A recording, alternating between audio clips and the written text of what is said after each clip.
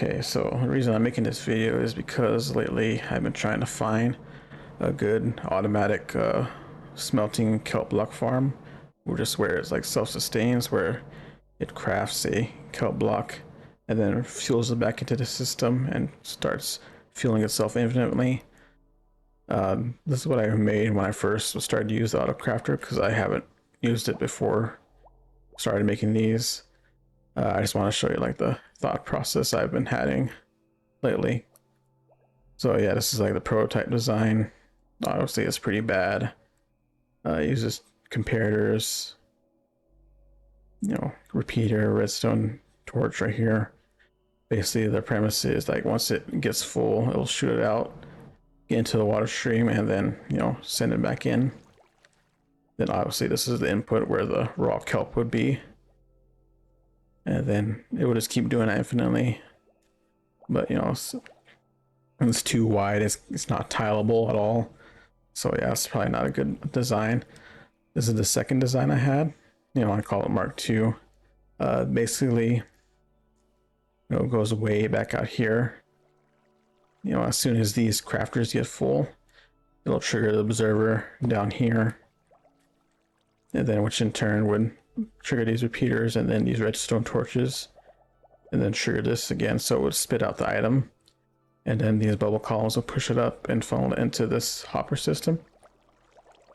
And then this is just a minecart example showing the kelp input if you had a kelp farm, and then it'll just go back and forth and distribute them evenly, so to speak.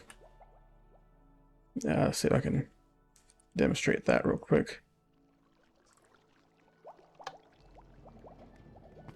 Now this does have some flaws. Here, let me fill this up real quick. And the main flaw being is that when these items get spat out, sometimes they'll go into the wrong hopper, like they'll travel with the water in like sort of their own direction, or they'll collide with each other and become one item, like how items in Minecraft usually just group together, and then they'll just go into a hopper, and then it ends up in uneven distribution of items. And this is when I started looking up other kelp designs. And this is actually Xisumavoid's design. It's a pretty big Minecraft YouTuber. It is like a single tile design where you can put more than one farm next to each other. It's a tileable design. The only issue I had personally was that it uses too many resources, such as all these hoppers, all these containers, a lot of container blocks, which can cause lag if you use a ton of them in a server or even a single player world. Can affect the tick speed. Yeah, I think it has 6 hoppers. You can read them here. It's like 33 items per tile, and the moss blocks right there are just to fill up this composter. He actually uses this really cool system, composter and observer system. It's actually pretty good. Haven't found a replacement for it because it actually works really well. And this is the Mark III design I recently made in my live world. I'm playing Minecraft live streaming. Kind of improved on the Mark II design. I utilized the Xisumavoid's composter observer system. It worked pretty well. It was tileable, but it uses a bit more blocks instead of container blocks. And this is how it is when put together in tiles. And then this little platform right here is if you want to manually collect it for XP, like what's sufficient amount that's passed through the system. But like I said, it is the same kind of soul sand design as the Mark II design, so therefore some items would be distributed unevenly, and just end up having uneven furnaces. Like, see, that one has 49, that one only has 9. Okay, then recently I made this. It's the Mark IV design. It's a very small tile. Dimensions per tile is 9 by 1 by 5. Basically, it doesn't use any of the soul sand. It just uses droppers instead. Sort of like Xisumavoid's design, except I think he used dispensers and pots for some reason. I didn't watch the full video.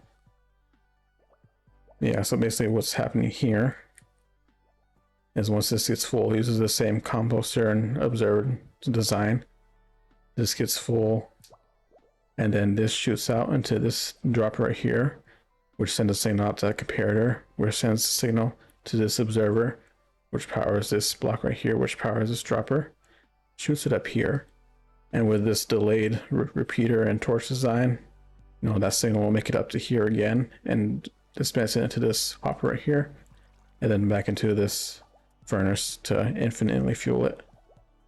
And the good thing is you can just, you know, cover these hoppers with blocks, you know, to stop, you know, the, I think it was called like block update or something like that. So where hoppers continuously check for items above them, you know, and if you have a bunch of these, it's good that you can just like cover them to try to, you know, I guess prevent lag if that's an issue in your world or server.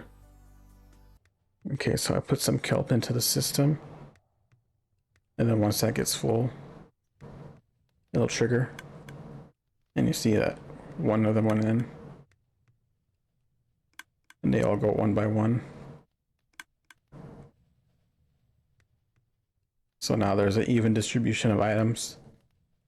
There's no, I guess you could say, overflow of them. Well, speaking of that, I don't think this really has any overflow protection, you know, but it will still take a lot of kelp just to make this overflow, like hundreds of kelp, I guess. But yeah, you can always add this lever system here. You can add it to this one, where you can just, you know, manually take out items for XP, and you can just do it like that. And if you want to build this yourself, the materials you're going to need are 3 observers, 3 redstone dust, 3 hoppers, 3 comparators, 2 droppers. You know, make sure they're droppers, not dispensers. 2 redstone torches, a smoker, a composter, 5 solid blocks, can be anything. You know, 8 moss blocks, doesn't have to be moss blocks, just anything to fill this composter up. And then of course the crafter. Okay, to start this off, I recommend just digging 2 blocks out like that. Leave 2 blocks right here. Then dig another 2 blocks out. Place the crafter facing this way, the output facing that way. Place 2 droppers, make sure they're both facing upwards. Gotta crouch into it. Then a hopper on top of there, a smoker on top.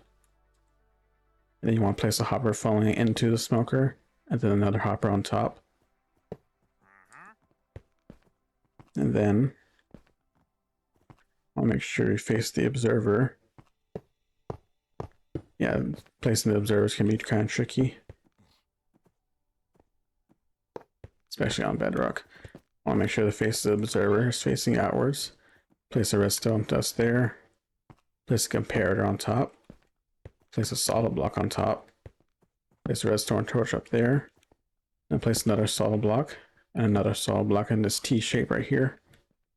Then place a redstone torch, and then you're going to get a redstone repeater, which I don't have. Let me just grab one. Repeater set to 4 ticks, and then you want another redstone dust right there. And then for the crafter, you want an observer with the face facing this block right here, and then you want to place another observer facing up. Gets kind of tricky placing them, so you can just go under it and then make sure it's facing upwards, where the face is facing upwards.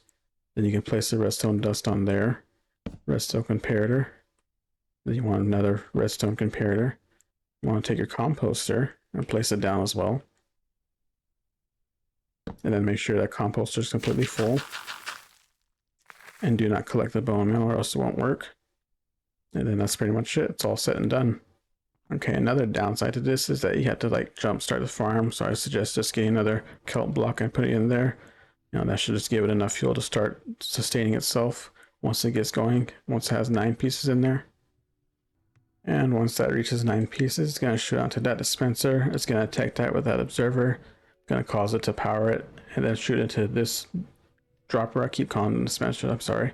They're both droppers. And then it's going to funnel into this one right here, as you can see there. So once you get enough, you know, kelp, it starts being self-sustaining. And as always, you can just, you know, put like a repeater and lever system, or just plain levers if you don't have enough resources, onto the backs of these furnaces. Like so. Like so. And then just manually turn on and off to collect the kelp inside and get XP from it. But yeah, I hope you found this useful. Definitely go check out Xisumavoid's channel. You know, he's a pretty good Minecraft YouTuber, makes a lot of cool stuff. As long I can't talk. Yeah, that's why I don't make videos. Not saying as well as the other hermit crafters. You know, they're pretty cool. But yeah, hope you enjoyed the video. I'll see you in the next one.